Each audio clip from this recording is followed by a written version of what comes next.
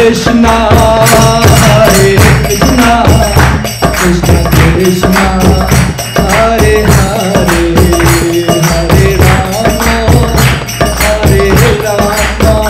Rama, Hare Rama, Rama Hare Hare, Hare Krishna,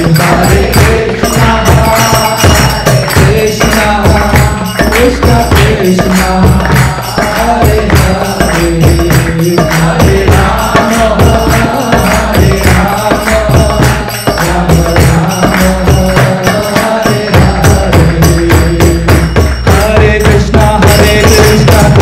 Krishna Hare Hare, Hare Rama, Hare Rama, Rama Rama, Hare Hare, Hare Krishna, Krishna Krishna, Hare Hare, Hare Rama, Hare Rama, Hare Krishna, Krishna Krishna, Hare Hare, Hare Rama, Hare Rama, Hare Krishna, Krishna Krishna, Hare Hare, Hare Rama, Hare Rama, Hare Hare, Hare Krishna, Krishna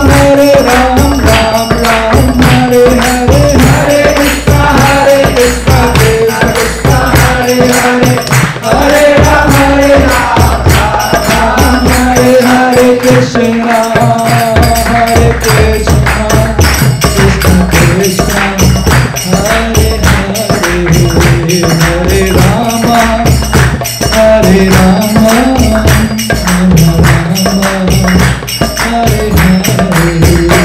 Krishna,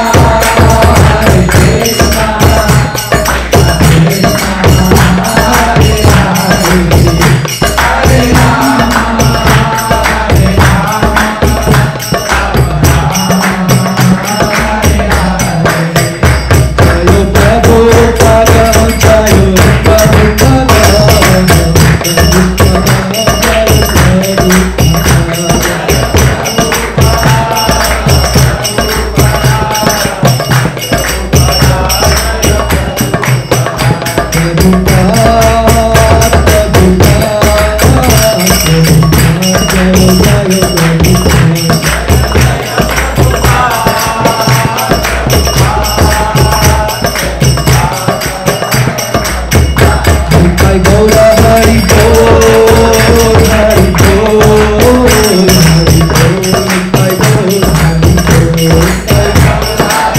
Hare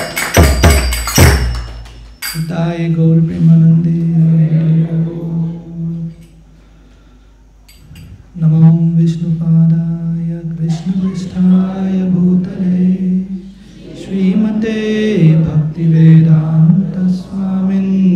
Krishna Krishna Krishna, Hare Hare, Hare Rama, Hare Rama, Rama Hare Hare, Krishna Krishna Krishna, Hare Hare,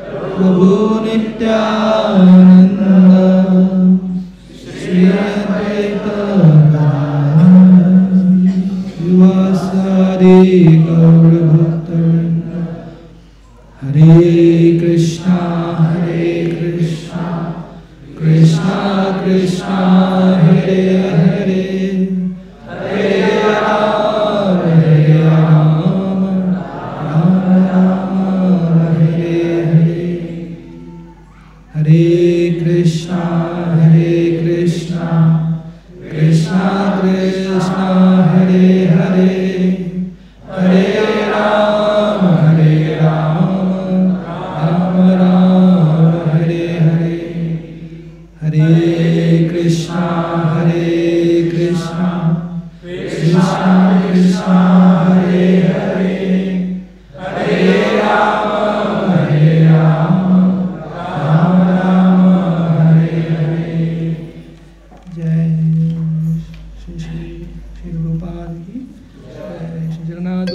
महारानी की जय, गौर भक्त वृंद की जय। Thank you.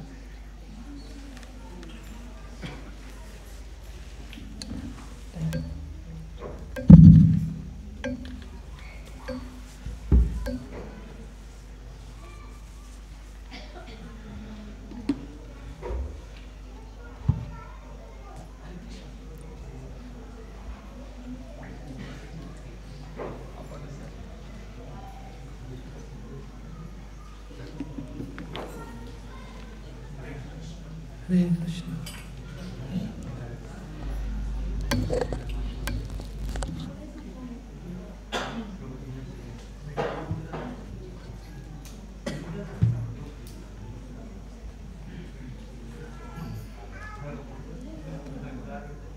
Hare Krishna.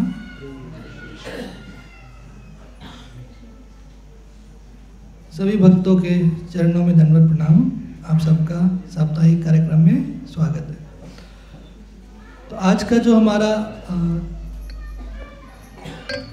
Topic है वो संस्कृत में था, वो धर्मस्य ही अपवर्गस्य। तो ये जो श्लोक है ये भागवतम में प्रथम स्कंद में सेकेंड चैप्टर में दूसरे अध्याय का 10वां श्लोक है। 9th and 10th 2 श्लोक है।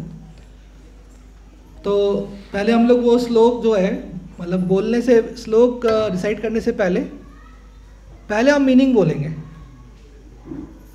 तो फिर हम वो श्लोक बोलेंगे। तो आप लोग मेरे साथ बोलिए, ठीक है? सभी व्यावसायिक संलग्नताएं निश्चित रूप से परम मुक्ति के लिए है। इन्हें कभी भी भौतिक लाभ के लिए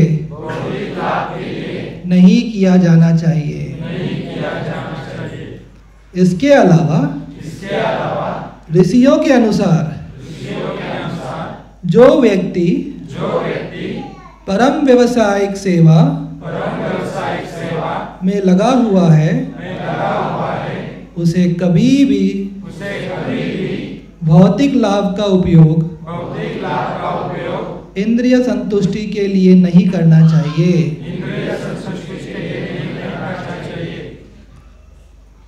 दूसरा श्लोक है, उसमें है जीवन की इच्छाओं को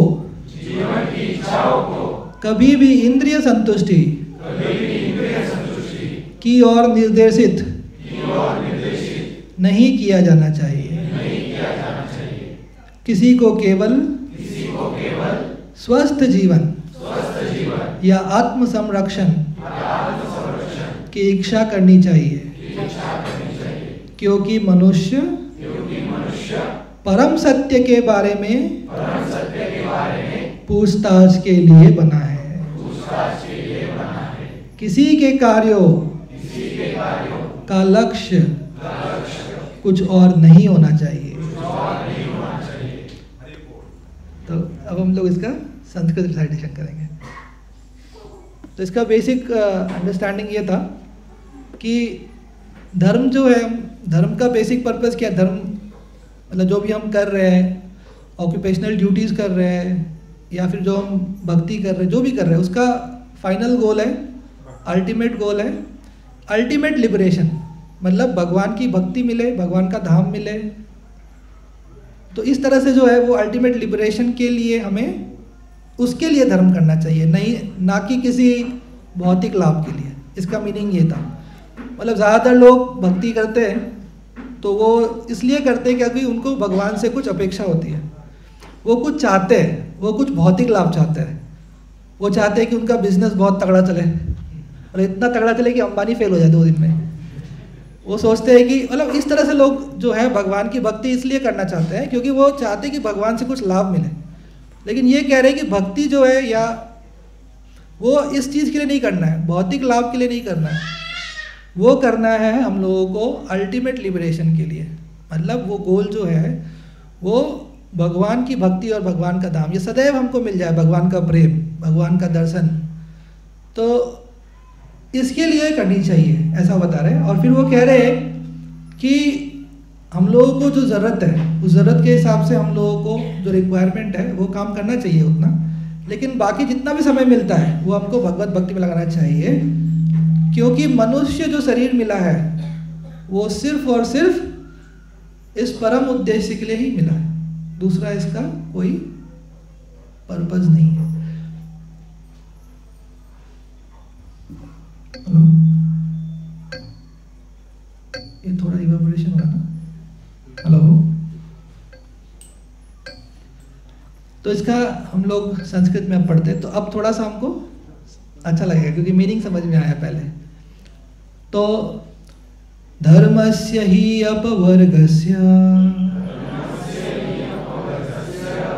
नार्थोरर्थायोपकल्पते नार्थस्य धर्म एकान्तस्य कामो लाभाय हि स्मृतः।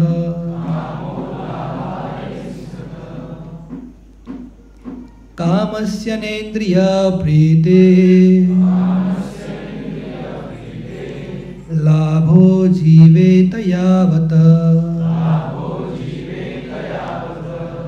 जीवस्य तत्त्वजिज्ञासा नार्थो यश्चेष कर्मभिः। तो यहाँ पे एक्चुअली ये बताया गया है कि जीवन का लक्ष्य क्या है, मतलब मनुष्य जीवन जो कुछ अवधि के लिए मिला है, हमेशा के लिए नहीं मिला है। अगर हमेशा के लिए मिला होता तो हम शायद सोच सकते थे कि जो भौतिक उत्थान है, मतलब भौतिक चीज़ों का जो हम संग्रहालय बनाते हैं, संग्रहालय मतलब म्यूजियम है कि नहीं, लोग धीरे धीरे चीज़ें जमा करते जाते हैं। आप देखेंगे कुछ लोगों के घर में ना एक्चुअली एक म्यूजियम जैसा ही रहता है, जो बहुत पैसे वाले लोग रहते हैं उनका आप घर जाके देखेंगे वो घर म्यूजियम से कम नहीं रहता। उनके घर में कुछ चीज़ें ब्रिटेन से आएंगी, कुछ चीज़ें अमेरिका से आएंगी, मतलब एकदम ऐसा लगेगा कि वो संग्रहालय है, एक म्यूजियम है, राइट।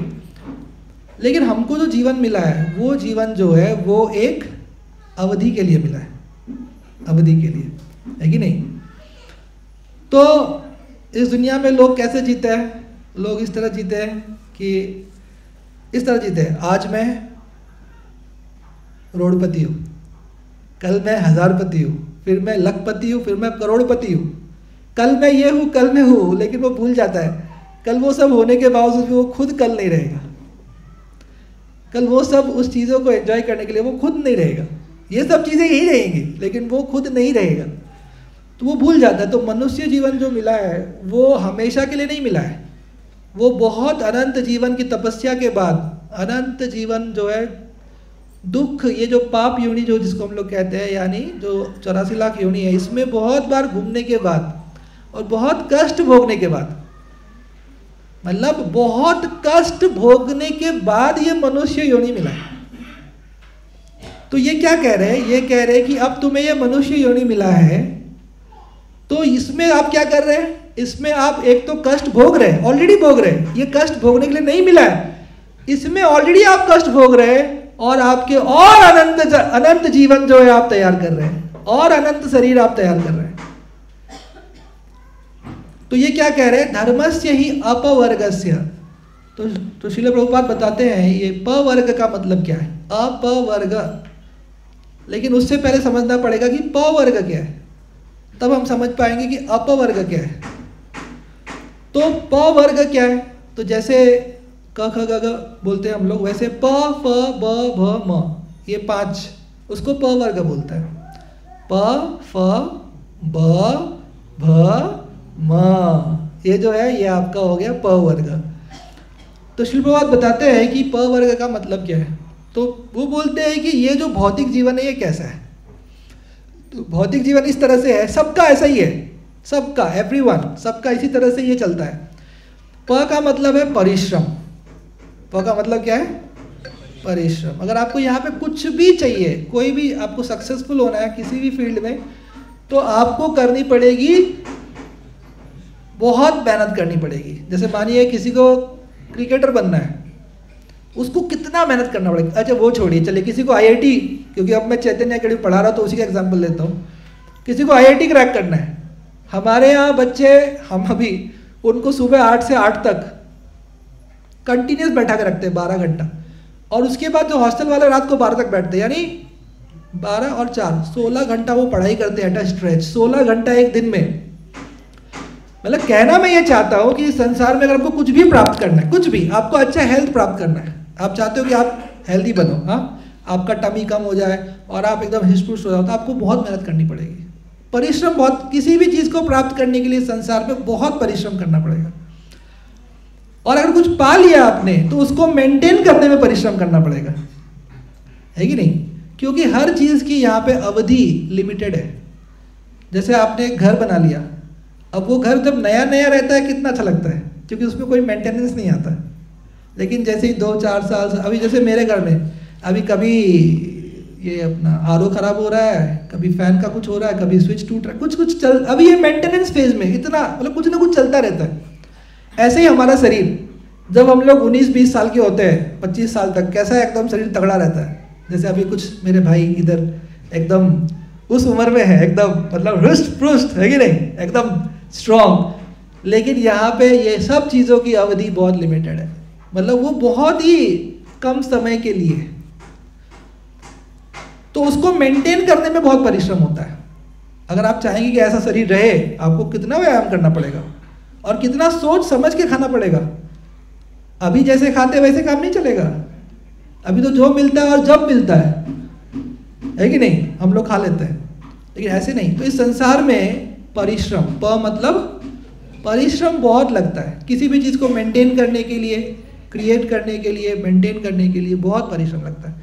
आपने अगर एक व्यवसाय खोल लिया है तो अब उस व्यवसाय को मेंटेन करने के लिए आपको दिन रात मेहनत करनी पड़ेगी। वो तो सबको कोई ना कोई व्यवसाय करना ही है, व्यवसाय छोड़ना नहीं है, यहाँ वो बात नहीं हो रही है। बात ये हो रही है कि सिर्फ और सिर्फ वो गोल नहीं है जीवन का, सिर्फ और सिर्फ वो व्यवसाय, वो पैसा कमाना। कुछ लोग ऐसे सोचते हैं सिर्फ और सिर्फ यही है, मुझे बहुत पैसा कमाना है, मुझे इतना पैसा कमाना है कि पूछो मत। तो ये जो एक टेंडेंसी है कि जिसमें कोई एंड नहीं है, तो वो गलत है। तो यहाँ पे कह रहे हैं अपवर्ग, तो प वर्ग हम डिस्कस कर रहे थे, तो प का मतलब है परिश्रम। तो जैसा कि हम लोग देखते हैं यहाँ पे बहुत परिश्रम है। जो लोग, ज़्यादातर लोग तो ऑफिस में जो काम करते हैं, तो उसमें देख सकते हैं कि काफ़ी लोग हैं, हम लोग देख सकते हैं जो घर बनाते हैं, जो रोड बनाते हैं, उनका देखिए आप कितना परिश्रम है। सुबह से लेकर रात तक उनको काम करना पड़ता है, फिजिकल वर्क। जो ऑफिसेज में उनको कितना मेंटल वर्क, कितना मेंटल लोड रहता है, सुबह से लेकर रात तक उनको दिमाग लगाना पड़ता है कि अब हम इस कंपनी को और आगे कैसे लेके जाए। तो पहला है प मतलब परिश्रम। इसके बाद दूसरा जो वर्ड है फ, फ का मतलब ये है कि ये मेहनत करते करते करते जो है मुंह से झाग निकलने लगता है, फेन जिसको बोलते हैं। क्या बोलते हैं आप लोग मराठी में? फेस बोलते हैं, हिंदी में फेन बोलते हैं शायद। तो यहाँ पे फ का मतलब ये है कि वो जो है झाग निकलना शुरू हो जाता है, इतना ही कि मुंह सूखने लग जाता है। जैसे आप कभी इस चीज़ को देखो, अगर बहुत काम कर लिया ना, आपको पूरा प्यास लगेगा और मुंह सूख जाएगा, ऐसा हालत खराब हो जाएगी। तो वह प फ। इसके बाद है ब। लेकिन इतना मेहनत करने के बाद भी क्या आप सुखी हैं? बोलिए कॉन्फिडेंटली। नहीं है, वो आत्मा का तृप्ति नहीं मिला, वो किसी को नहीं मिला इस संसार में आज तक। ऐसा नहीं है कि एक को, किसी को भी नहीं मिला, क्योंकि वो डिससेटिस्फैक्शन यहाँ पे होता ही है। जैसे आप कितना भी अच्छा काम कर लो, हो सकता है कि आपका बॉस आपकी तारीफ ना करे, हो सकता है कि आपने बहुत मेहनत करके अपना शरीर बहुत स्ट्रांग बनाया, लेकिन एक दिन एक्सीडेंट हो गया। अरे बहुत कुछ हो सकता है। तो मैं ये बोल रहा हूं कि यहाँ पे वो तीसरा जो है वर्ड ब, प फ ब, तो ब का मतलब ये है, तो प्रभुपाद जी ने इंग्लिश में लिखा है उधर बैफर्ड। बैफर्ड मतलब आपके जितने जो आपने सोच रखे थे कि ये सारे मेरे डिजायर्स पूरे हो जाएंगे, वो पूरे नहीं होते। उल्टा आपको क्या मिलता है? रादर आपको फेलियर्स ही मिलते हैं। तो जब फेलियर्स मिलता है तो आप बौखला जाते हैं। ऐसा होता है। जैसे अगर हम लोग कोई चीज़ के लिए बहुत ट्राई किया और वो काम नहीं हुआ तो क्या होता है? बौखलाहट, एकदम ऐसा लगता है कि झंझनाहट जिसको बोलते हैं, ये ऐसा कैसे हो सकता है कि नहीं? जैसे तो इस तरह से बहुत बार जो है हम लोग को इस तरह से बौखलाहट महसूस होती है कि हम वो काम करने के पीछे बहुत तत्पर थे। जैसे इसमें एक बहुत ही अच्छा जो है ये सोच सकते हैं एग्जाम्पल आजकल जो है वो शेयर मार्केट का है कि वो इंसान सोचता है कि अरे इसमें मुझे बहुत कमाई होगी, पैसा तो लगा देता है लेकिन उसको कुछ मिलता नहीं, उसको जब मिलता नहीं उसको पूरा और उल्टा लॉस मिलता है, वो बौखला जाता है ये क्या हो गया।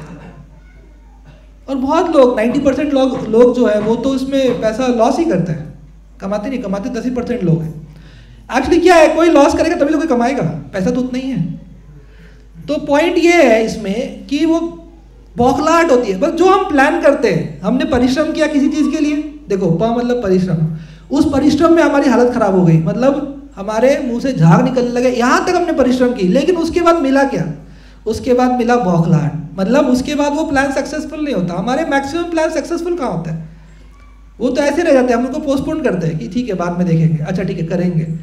कुछ लोग सोचते हैं कि हम एक ज़मीन लेंगे, वो 20-20 साल से सोचते रह जाते हैं और कम से कम 100, 150, 200 ज़मीन देख लेते हैं, फिर भी नहीं लेते। तो यहाँ जो है हम जो सोचते हैं वो वैसा होगा, ये इसका चांस 1% भी नहीं है, लेकिन वैसा नहीं होगा इसका चांस 99% है कि नहीं। तो ये सबके जीवन में होता है। तो ये हो गया।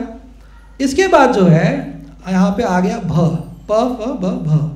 भ का मतलब, अब क्योंकि आपको पता है कि ये आपको सक्सेस हाथ लग सकती है नहीं लग सकती है, तो हमेशा ये भय रहता है मन में कि अब कल क्या होगा, मैं इस चीज़ को लेके आगे बढ़ाऊँ कल। ये जैसे मानिए कोरोना के वक्त, ये बहुत बड़ा एक्सपीरियंस था क्योंकि हम सब ने कोरोना को इतने करीब से देखा था।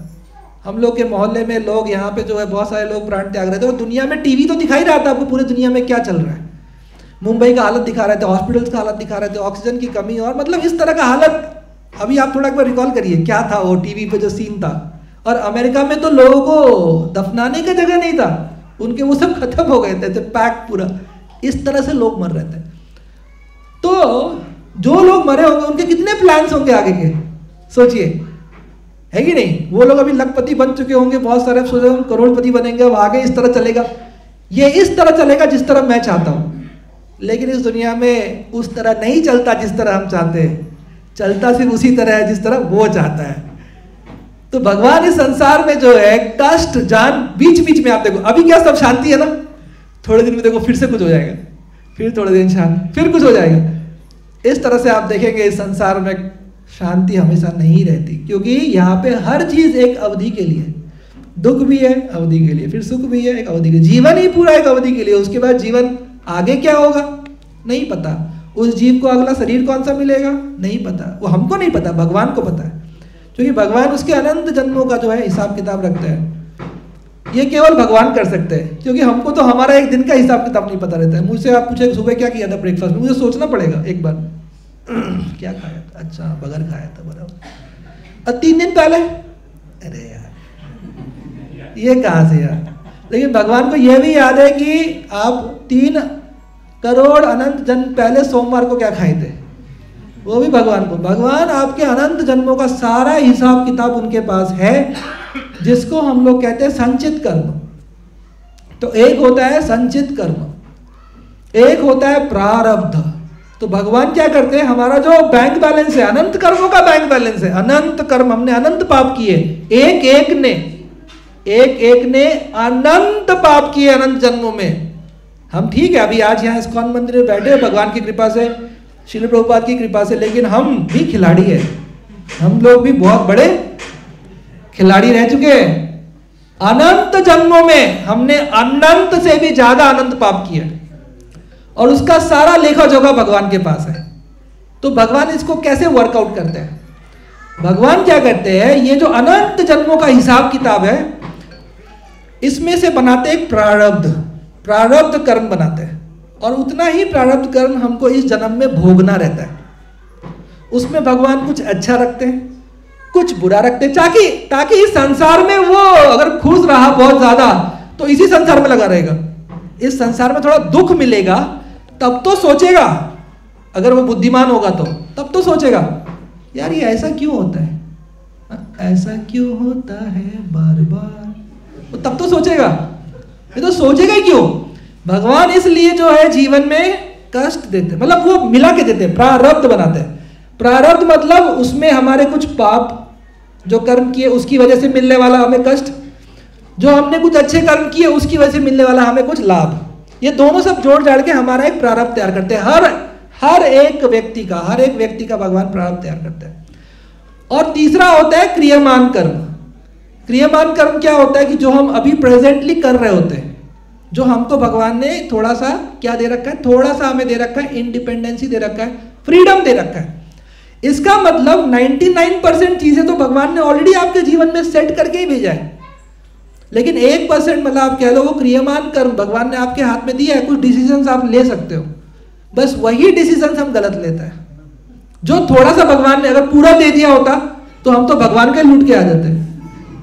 तो भगवान ने हमको थोड़ा सा इंडिपेंडेंसी दिया है, वो भी हम गलत तरीके से यूज कर रहे हैं। वो थोड़ा सा इंडिपेंडेंसी दिया है कि भाई तुम संसार देख रहे हो ना, हाँ हाँ हाँ, क्या है संसार में, अहो दुखम महादुखम दुखा दुखम तरम यथा। बोले दुख नहीं है भगवान, इसमें तो महादुख है, मैं रोज दुखी होता हूं, रोज मुझे फ्रस्ट्रेशन मिलता है। दुखम, अहो दुखम महादुखम। और ये नहीं दुखा दुख तरम यथा, ऐसा बोलते तो है हम लोग, बोलते भगवान पूछते तो हम बोलते हैं, लेकिन फिर भी हमें एक आशा है हमेशा, क्या है, हम होंगे कामयाब एक दिन। बस यही आशा पाशे, जो ये आशा का जो जाल है, इसकी वजह से मटके हुए। हमको भी मन में पूरा विश्वास है, इसको सुख नहीं मिला, मुझे नहीं मिला, लेकिन उसको मिला होगा। अब उसको मिला है तो मुझे कभी तो मिलेगा। ये इस तरह से जो है हम लोग हमेशा जो है हम लोग जो है इसमें अटके रहता है। तो भ का मतलब क्या है, प फ ब हुआ, भ का मतलब है भय। भय हमको हमेशा टेंशन रहता है, आप देखिए हमेशा स्ट्रेस रहता है कि नहीं।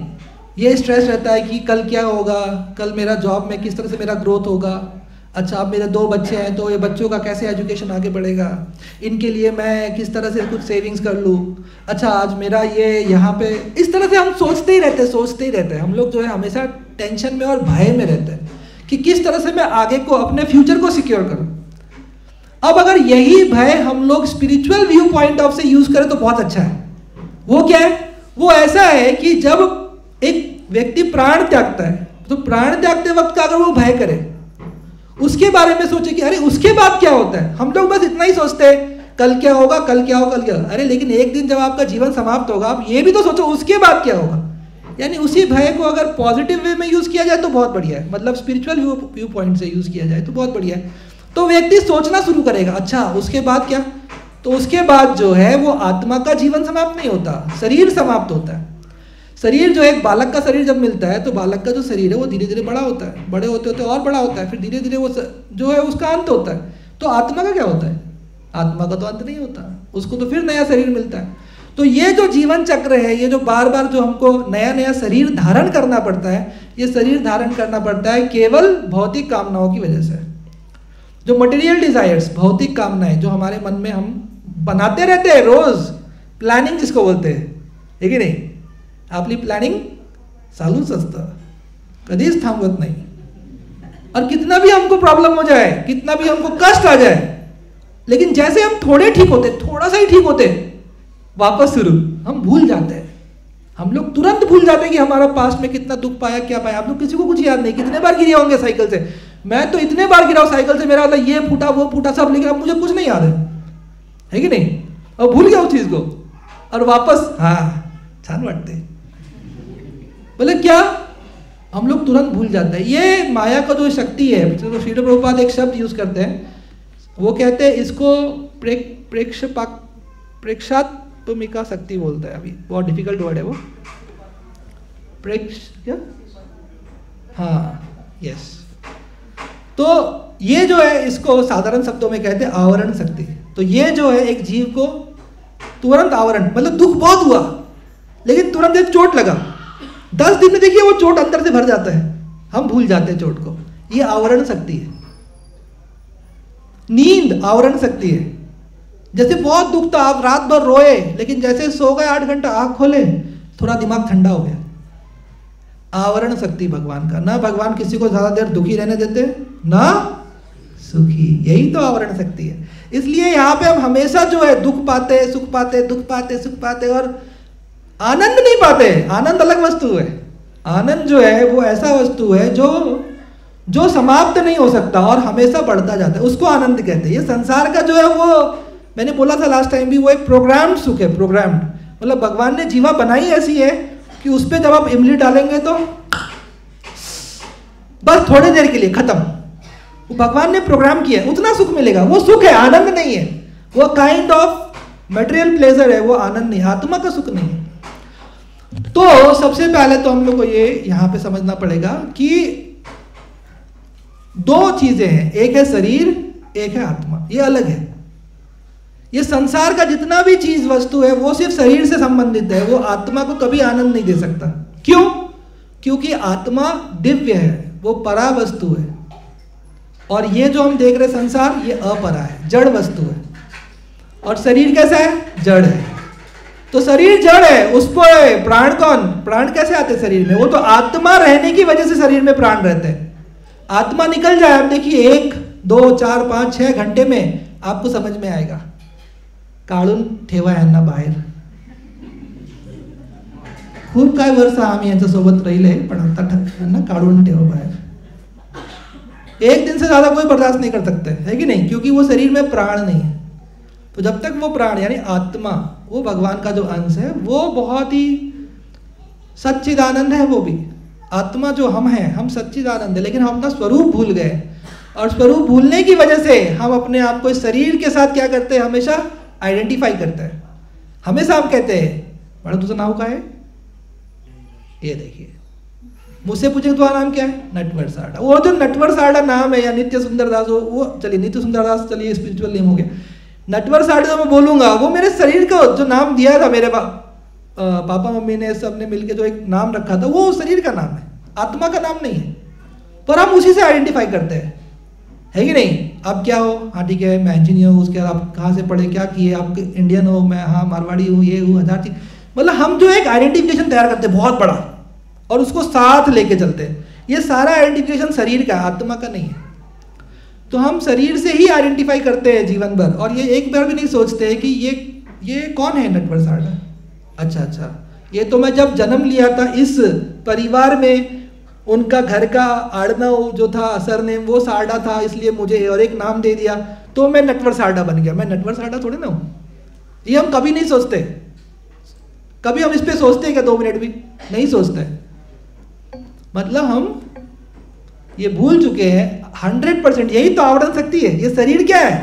शरीर मिट्टी का बना है, ये आवरण शक्ति है आत्मा पे. भगवान ने ये आवरण डाल दिया और बोल रहे पहचानो आप कौन हो तुम, जरा पहचानो खुद को.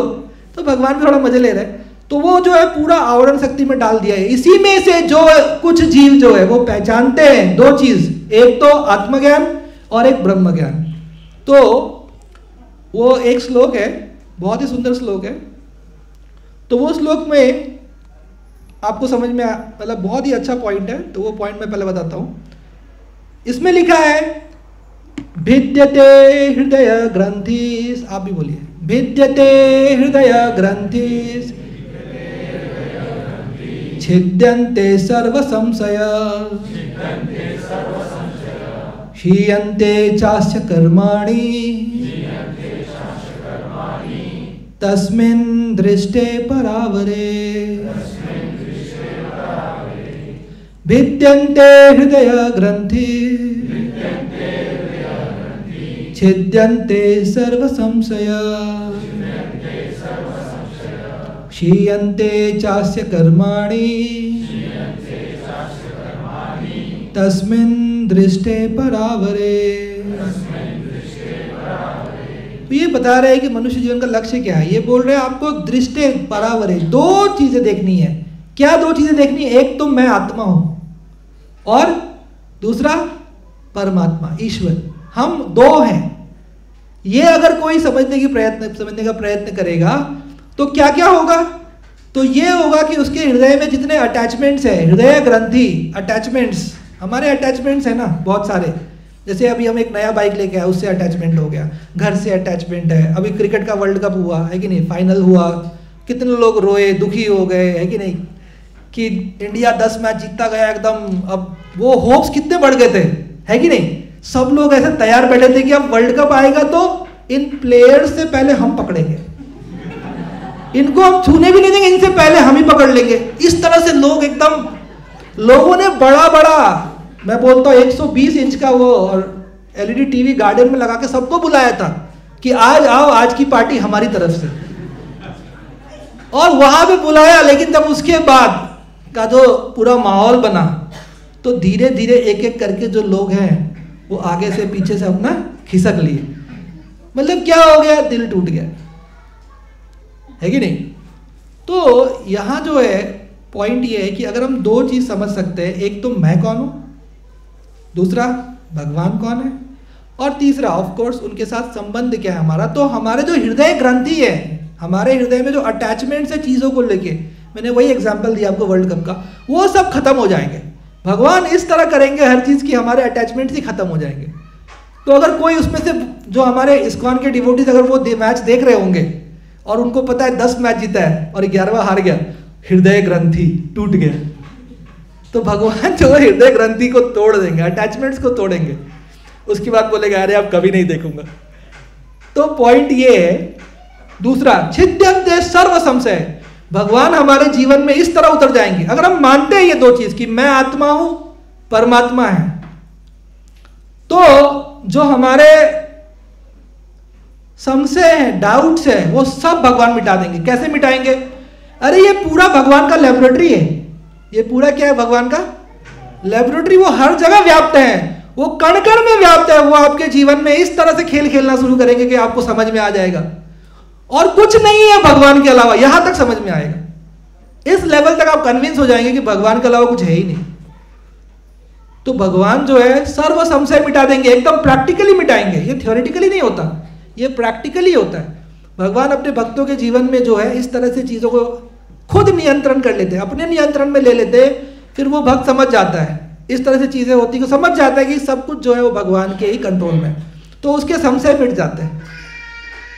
इसके बाद जो है हीयन्ते चास्य कर्माणि, और जो अनंत जन्मों का मैंने बताया हिसाब किताब, जो हमने पाप पुण्य किए अनंत जन्मों में, अरे अनंत पाप और अनंत पुण्य किए हम लोगों ने, वो सब भगवान नष्ट कर देते हैं। वो सब नष्ट हो जाता है अगर हम सिर्फ दो चीज समझ जाए कि हम आत्मा है, भगवान जो है वो परम ईश्वर है।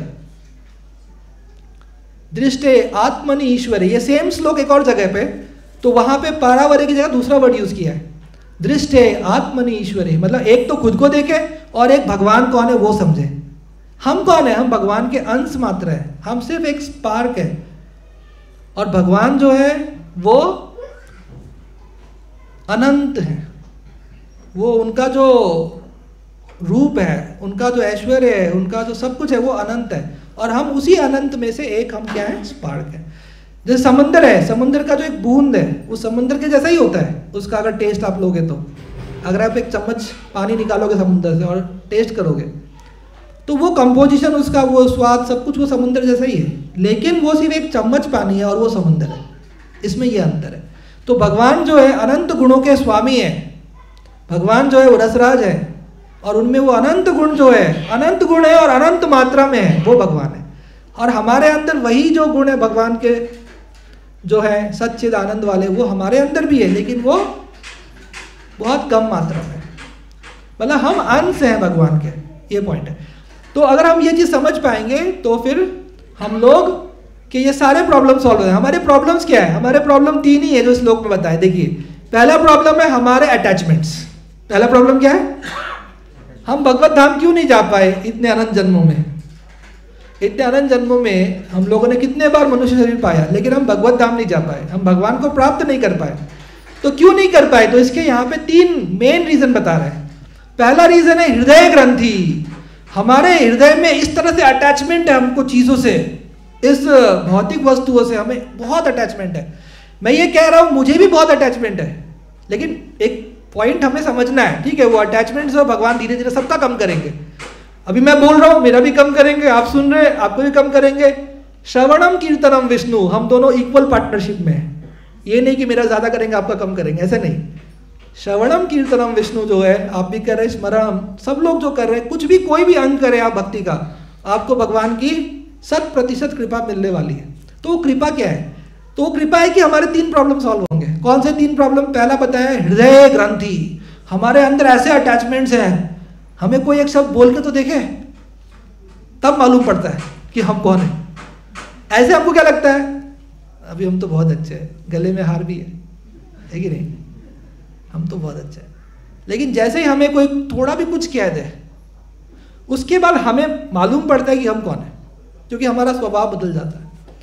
हमारा स्वभाव, हमारा बोलने का तरीका, हमारे आंखों में जो क्रोध आता है, और हमारे भाषा में जो मतलब बोली में जो बदलावट आती है, तुरंत समझ में आता है कि हम एक्चुअली जो है अंदर हमारा मन जो है वो बहुत मलिन है, उसमें बहुत ज़्यादा अटैचमेंट्स है। क्योंकि कोई भी हमारे अटैचमेंट को थोड़ा भी धक्का लगाता है, थोड़ा भी, तो हम पूरा हिल जाते हैं। थोड़ा भी कोई आके अगर हमारे, आपने नई गाड़ी ली है, गाड़ी का एग्जांपल बहुत अच्छा है, थोड़ा भी किसी ने टच कर दिया, अब आप देखिए रोड्स पे लोग किस तरह लड़ाई करते हैं। और कहीं भी कुछ भी कोई आपको कुछ बोल दे, आपके घर में बोल दे, ऑफिस में कुछ बोल दे, आप दिन भर टेंशन में रहते, दिन भर स्ट्रेस। क्यों रहता है ये स्ट्रेस? हृदय ग्रंथि, हम अटैच्ड है, हमारा हार्ट उसमें ही है, भगवान में नहीं है। हमारा हार्ट पूरी तरह से संसार में, और अनंत जन्मों से हम यही तो कर रहे हैं, यही। और यहाँ पे भी हम वही प्रैक्टिस कर रहे हैं। यहाँ दिल नहीं लगा तो वहाँ दिल लगा लो, यहाँ कहीं से भी जो है हमारा मन जो है वो लग ही जाता है, और हम उसमें अटैच हो जाते हैं, और बहुत छोटी छोटी चीज़ों में अटैच हो जाता है। तो सबसे पहला प्रॉब्लम है हमारा हृदय ग्रंथि। हमारा जो मन है उसमें ग्रंथियां हैं। ग्रंथियां मतलब होता है नॉट्स, हिंदी में क्या, गांठ। जो आप धागा से बांधते गांठ बन जाता है ना, वैसे हमारे हृदय में जो है गांठ है, बहुत सारे नॉट्स जिसको बोलते हैं इंग्लिश में, और संस्कृत में बोलते हैं ग्रंथि, हृदय ग्रंथि। तो पहला प्रॉब्लम ये है। दूसरा प्रॉब्लम क्या है? हमारे मन में बहुत सारे डाउट्स हैं, बहुत सारे डाउट्स हैं भगवान को लेकर, और सही में भगवान है कि नहीं है, क्योंकि दिखते तो कहीं नहीं है। यहाँ तो सिर्फ यही लोग दिखते, क्या यही भगवान है क्या? तो हम सचमुच इसी में से किसी को भगवान बना देते हैं, अम्मा भगवान, अप्पा भगवान, बहुत सारे भगवान है इंडिया में। तो एक तो संशय बहुत है हमारे मन में, क्योंकि पहले तो ग्रंथि, हृदय ग्रंथि। दूसरा, हमारे मन में इतने संशय, इतने डाउट्स है, और इतने सारे, इंडिया में तो बहुत ज़्यादा डाउट्स है। क्योंकि जैसे मान लीजिए अभी इतने सारे तो देवी देवता हैं, अब पहले तो यही डाउट है कि भगवान कौन है कि नहीं? यही नहीं पता लोगों को कि भगवान कौन है। जबकि ब्रह्म संहिता बताता है कि ईश्वर परमा कृष्ण सच्चिदानंद विग्रह अनादिर गोविंद सर्व कारण कारणम। ब्रह्मा जी बता रहे, ब्रह्मा जी ने जब प्रत्यक्ष देखा,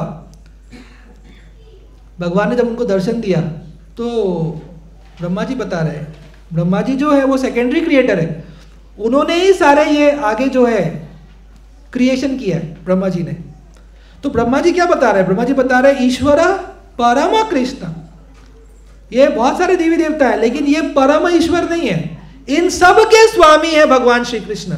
भगवान श्री कृष्ण श्रीमद् भागवतम में भी है कि वो बताते हैं कि भगवान जो है वो श्री कृष्ण ही है, एक श्लोक में। तो यहाँ पे जो है हमारे मन में बहुत सारे डाउट्स हैं भक्ति को लेकर। कुछ लोग इसमें डाउटफुल है कि ज्ञान योग क्या है, कर्म योग क्या है, भक्ति योग क्या है, अष्टांग योग क्या है, वो उसी में उलझे रहते हैं, उसी का एनालिसिस करते रहते हैं। तो अगर पूरा जीवन इसी में निकल गया कि ये क्या है, वो क्या है, ये क्या है, इसी में अगर निकल गया तो आप भक्ति कब करेंगे? और पूरा जीवन इसी लड़ाई में निकल गया, अरे नहीं नहीं हमारे तो शिव जी जो है वो भगवान है, दूसरे आ गए नहीं हमारे गणेश जी है भगवान है, तीसरे आ गए अरे नहीं कोई नहीं कुछ नहीं, वो हमारी लक्ष्मी माता जो है वही भगवान है। तो इस तरह अगर जीवन निकल गया, इसी डाउट में निकल गया भगवान कौन है, तो हम आगे भक्ति कैसे करेंगे?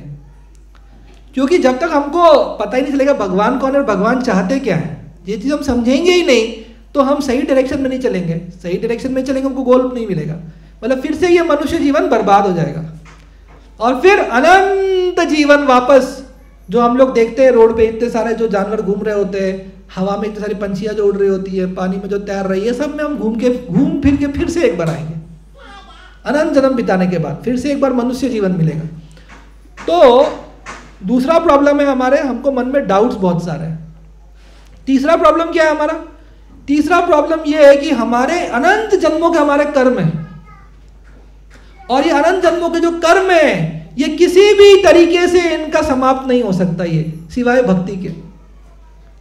सिवाय भक्ति के ये कर्म जो हमारे अनंत जन्मों के, ये कभी समाप्त, ये कभी खत्म ही नहीं हो सकते।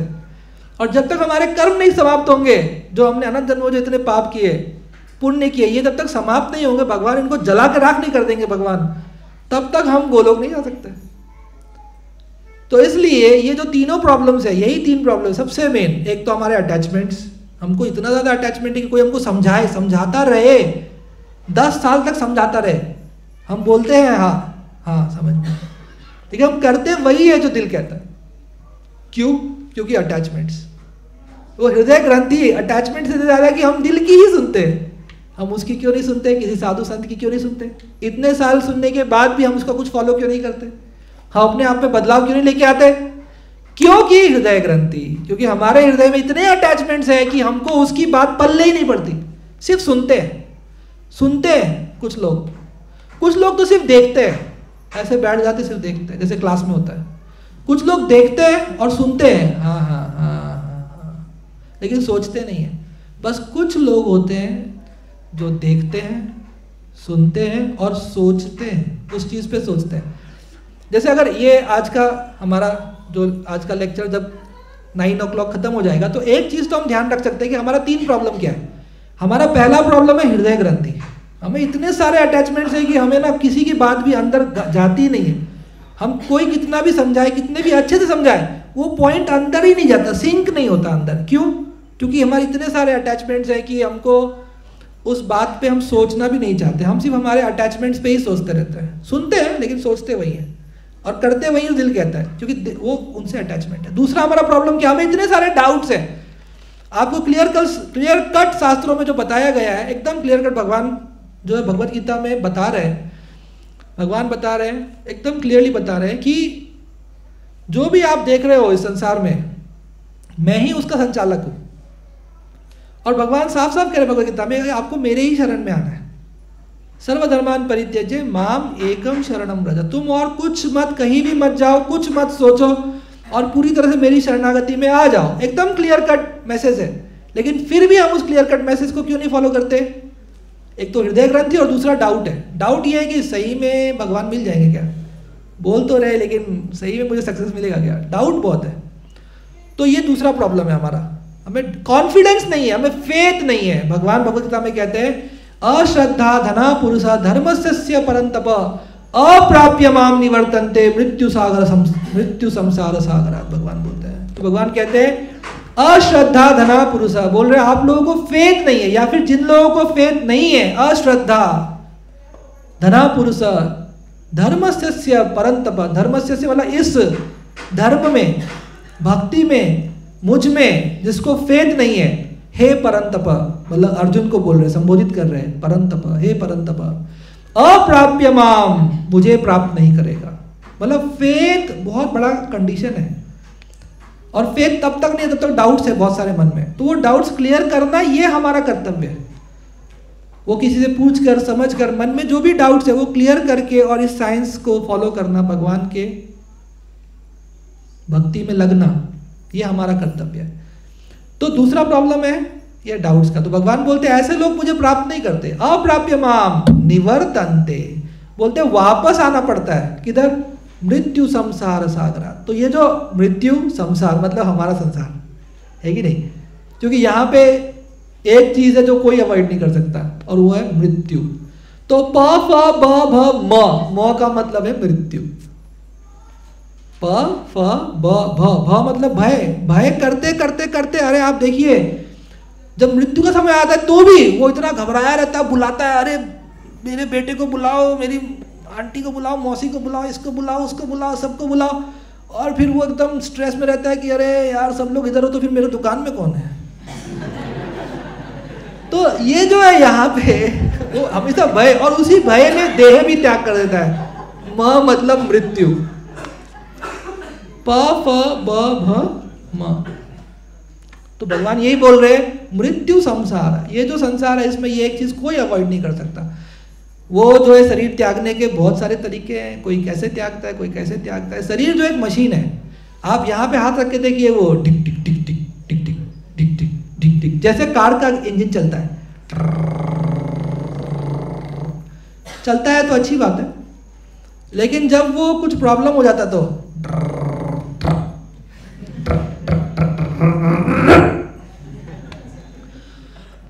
उसी तरह से जो हम लोगों का शरीर है वो एक मशीन है, एकदम साफ साफ समझ में आता है। पर भगवान ने बनाया ऐसा है कि वो दिल की धड़कन जो है यहाँ सुनाई नहीं देती। इसी को आवरण शक्ति बोलते हैं। मतलब भगवान ने बनाया ऐसा है कि थोड़ा दिमाग लगाओगे तभी समझ में आएगा। ये भगवान का फॉर्मूला है। मतलब भगवान ने ऐसा बनाया है कि बिना थोड़ा दिमाग लगाए हम नहीं समझ पाएंगे। इतना बड़ा साइंस है, भगवान बोले बस थोड़ा सा दिमाग लगा लो, थोड़ा सा। मैंने बोला है क्या बोला मैंने बोला है कि ये आपका शरीर जो है एक मशीन है। यंत्रानी आरूढ़ानी माया, ये माया का बना एक शरीर है, पूरा शरीर, ठीक है। बाहर से एक व्यक्ति जैसा दिखता है, बाहर से एक व्यक्ति जैसा दिखता है कि नहीं। एकदम भगवान का फोटो लगा दो, आपका लगा दो, क्या बोलते एकदम भगवान सारखे से है कि नहीं। और है सचमुच वही, 2 हाथ 2 पैर, इस तरह एकदम रूप आपका एकदम। और ड्रामा में आप उसको पूरा मुकुट उकुट पहना तो रेडी कर दो, लगता है अरे ये तो भगवान ही आ गए साक्षात। लेकिन वो सिर्फ बाहर का एक व्यक्तिमत्व है पूरा, और अंदर भी व्यक्तिमत्व वही है, आत्मा। लेकिन बीच में जो शरीर है वो नहीं है। वो शरीर एक टेम्पररी अरेंजमेंट कर दिया भगवान ने। जैसे गुड़िया का आप देखो, जो बारबी डॉल्स ये सब जो होते हैं वो अंदर भर देते हैं, पूरा फॉर्म वॉर्म भर के ऊपर से एक रूप देते हैं, बस वही है हम भी बारबी डॉल्स हैं। हमको भी भगवान ने जो है पूरा भर दिया एकदम मस्त, 206 हड्डियां मांसपेशियां एकदम। अंदर से आप देखो ना पूरा क्या है ये शरीर, कितना भयंकर है। अगर मान लो ऊपर का रूप ना हो, सिर्फ अंदर का ये शरीर देख ले कोई, तो वही तो भाग उड़े वो भैया बस। इतना भयंकर है ये शरीर, है कि नहीं। पर अभी जो बोल रहे हैं आपके सामने में वो आत्मा है, वो आत्मा इस शरीर में है, शरीर में बद्ध है, इसलिए हम बद्ध जीव है। इसी से अल्टीमेट लिबरेशन के लिए हमको क्या करना है, धर्मस्य ही अपवर्गस्य। तो धर्म जो है हमको ये प वर्ग से बाहर निकालने के लिए, ये परिश्रम से बाहर निकालें। तो असली धर्म क्या है वो समझते हैं, और कैसे हम प वर्ग से बाहर आएंगे। तो असली धर्म ये है हम लोगों का मनुष्य जीवन का, जो वो बताते हैं यहाँ पे। तो सबसे पहले तो वो 3 चीज याद रखेंगे। हमारे 3 प्रॉब्लम क्या है। पहला प्रॉब्लम क्या है हमारा, हृदय ग्रंथि, अटैचमेंट। दूसरा प्रॉब्लम बहुत सारे जो हमको डाउट्स है वो, और तीसरा अनंत जन्मों के हमारे जो कर्म खड़े हैं, ये हमको कभी भी गोलोक नहीं जाने देंगे, भगवत धाम भगवत प्राप्ति नहीं होने देंगे। ये तीनों का सॉल्यूशन सिर्फ भगवान के हाथ में। कैसे, वो अटैचमेंट जो है ना, वो भगवान आपके जीवन में इस तरह सब चलेंगे कि सारे अटैचमेंट टूट जाएंगे, और सिर्फ आपका भगवान में अटैचमेंट, ये सिर्फ भगवान कर सकते हैं। भगवान श्री कृष्ण वो आपके जीवन में ऐसी बंसी बजाएंगे कि आपको धीरे धीरे हर चीज से डिटैचमेंट हो जाएगा। वो करेंगे, ऐसा करते हैं। जो भी भक्त थोड़ी भी प्रामाणिक रूप से अपने जीवन में भक्ति कर रहे हैं, उनके जीवन में चीजें इस तरह से होंगी कि उनको सब मिल जाएगा जीवन में। उनके पास सब कुछ दिखेगा आपको, उनके पास घर दिखेगा, गाड़ी बंगला पैसा सब दिखेगा, लेकिन उसके हृदय में कोई अटैचमेंट नहीं रहेगा। वो हृदय के सब अटैचमेंट छीन लेंगे। भगवान इस तरह काम करते हैं। तो पहला प्रॉब्लम भी भगवान ही सॉल्व करेंगे। दूसरा प्रॉब्लम क्या था, संशय। वो संशय तो ऐसा मिटाते हैं पूछिए मत। भगवान इस तरह जीवन में एक्ट करते हैं, इस तरह से सब करते थे कि वो भक्त समझ जाता है पूरा, हर जगह सिर्फ भगवान है और कुछ नहीं है, भगवान के अलावा कुछ है ही नहीं। और थोड़ा अगर वो दिमाग लगाए तब तो और अच्छे समझ जाए। ये इतने अनंत कोटि ब्रह्मांड जो आपको यहां से दिख रहे, सही में दिख रहे, ये किसने बनाया भाई? ये किसी ने नहीं बनाया, सिर्फ भगवान ने ही उसको बनाया है। भगवान उसको एक श्वास में बना देते और एक श्वास में उसको लीन कर देते हैं। तो एक श्वास में बनाते हैं तब तक वो फैलता है। तो अभी बहुत सारे रिसर्च करते रहते हैं साइंटिस्ट लोग और बताते हैं कि यूनिवर्स फैल रहा है। हाँ, तो भगवान अभी सांस छोड़ रहे हैं, फैलेगा। जब लेंगे वापस सब खत्म हो जाएगा, लेकिन तब तक तुम नहीं रहोगे एनालिसिस करने के लिए, क्योंकि उस समय बहुत बड़ा है कि नहीं। ब्रह्मा जी का एक दिन जो करोड़ों का है, करोड़ों साल का, हमारे करोड़ों साल का एक दिन होता है ब्रह्मा जी का। तो हम कैसे समझेंगे यूनिवर्स कब तक फैला और कब तक ये हुआ? Can't understand. तो ये सब अगर हम थोड़ा दिमाग लगाए तो हम समझ सकते हैं, और साथ में भगवान भी मदद करते हैं। तो भगवान जो हमारे हृदय के सारे संशय मिटा देते हैं और एकदम सामने आके खड़े हो जाते हैं, मतलब आपके जीवन में दर्शन तो शुद्ध होने के बाद मिलेगा आपको, भगवान की कृपा से, गुरु महाराज की कृपा, लेकिन जो एक एहसास है भगवान का वो अपने जीवन में भक्तों को हो जाता है। और बुक डिस्ट्रीब्यूशन जो कर रहे हैं काफ़ी भक्त जो समय निकाल के, उनको तो बहुत सारे रियलाइजेशन आते हैं। ये जो रियलाइजेशन आते हैं यही तो भगवान देते हैं, इससे हमारे डाउट चले जाते हैं। हम समझ जाते हैं कि भगवान तो ईश्वर जो है एकल, वो कृष्ण ही है अकेला और कोई नहीं है, भगवान श्री कृष्ण है और वो हर जगह है, ये भी हम समझ जाते हैं। तो हमारा जो फेथ है वो मजबूत हो जाता है और फिर हम सही में भगवान को हमेशा मन से स्मरण करते रहते हैं। तो हमारा जो मन का भक्ति है वो दृढ़ हो जाता है। तो मन का भक्ति दृढ़ होना बहुत जरूरी है, क्योंकि अंत समय जो है सारी इंद्रियां बंद हो जाएंगी।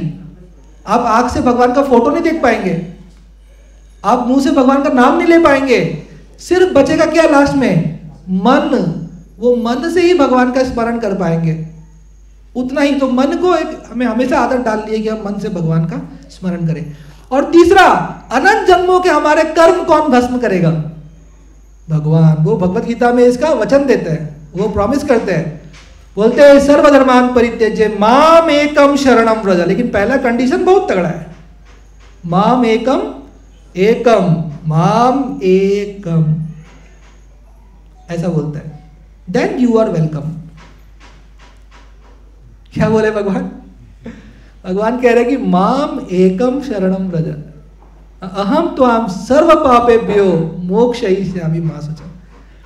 तो भगवान कह रहे हैं कि आप सिर्फ मुझ एक को, सिर्फ मुझ एक को बस, और किसी को नहीं, सिर्फ मुझ एक को, माम एकम। तब भगवान कहते हैं वेलकम। बस उसके बाद वो भक्ति जब शुरू हो जाती है, वो एक फोकस्ड भक्ति, तो भगवान ये सब कुछ करके दे देता है, ये सारे प्रॉब्लम सॉल्व कर देता है। एक्चुअली क्या है, हम लोगों का ना AK-47 चलता है। ये हम लोगों का क्या चलता है? AK-47। क्या है ये AK-47? आप बोलेंगे ये तो वो है राइफल। हाँ, सबने नाम सुना होगा AK-47 राइफल, क्योंकि फेमस है। हमारा भी है। ए मतलब आकांक्षा है। ए का मतलब क्या है? आकांक्षा। ये आज सुबह मेरे को मन में आया ये कि हमारा क्या है, ए का मतलब आकांक्षा है, बहुत सारे हमारे ख्वाब और बहुत सारे आकांक्षा है।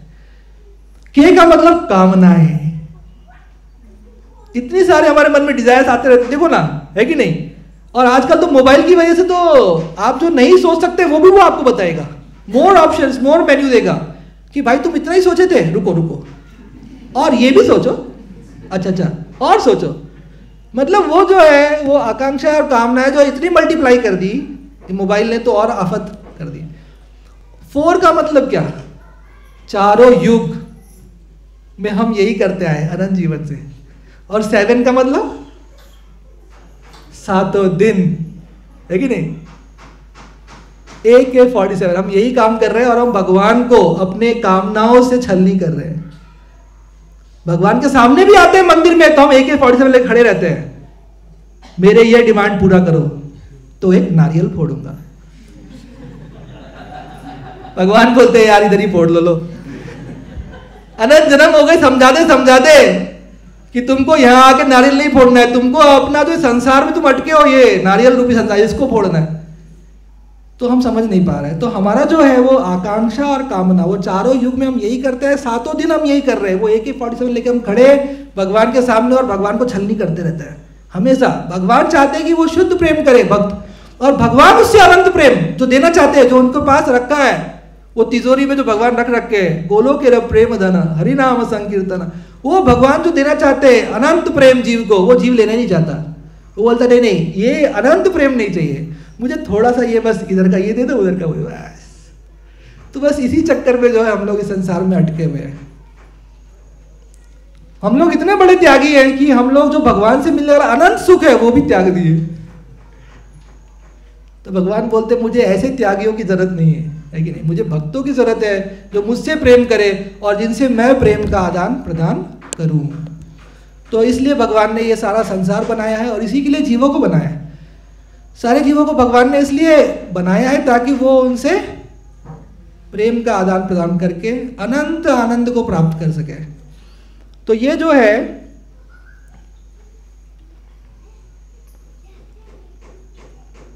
तो यहां पे इस श्लोक में यही था कि धर्मस्य ही अपवर्गस्य, तो ये जो प वर्ग है ये जो प वर्ग है, इससे बाहर निकलना है। बार बार जो जन्म मृत्यु का चक्कर है, इससे बाहर निकलना है, इससे बाहर निकलना है। लेकिन उसके लिए तरीका एक ही है।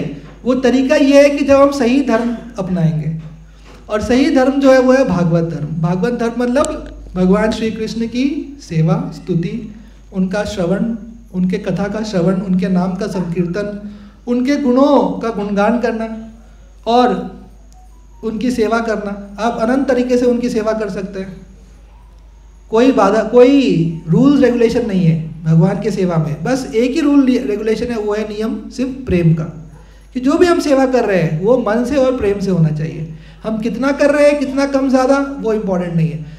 जैसे कि जब भगवान श्री राम को लंका जाना था, तो उस वक्त जो है, जो वो ब्रिज बना रहे थे, जो पुल बना रहे थे, ब्रिज जो बना रहे थे, उस ब्रिज में आपको पता है हनुमान, अंगद और सुग्रीव ऐसे जो महारथी बानर थे, सब वो बहुत बड़े बड़े पत्थर उठा के ला रहे थे एकदम ऐसा, और उस पर सब श्री राम भगवान श्री राम का नाम लिख रहे थे, और उसको जब फेंक रहे थे समुद्र में वो तैर रहा था, है कि नहीं, डूब नहीं रहा था।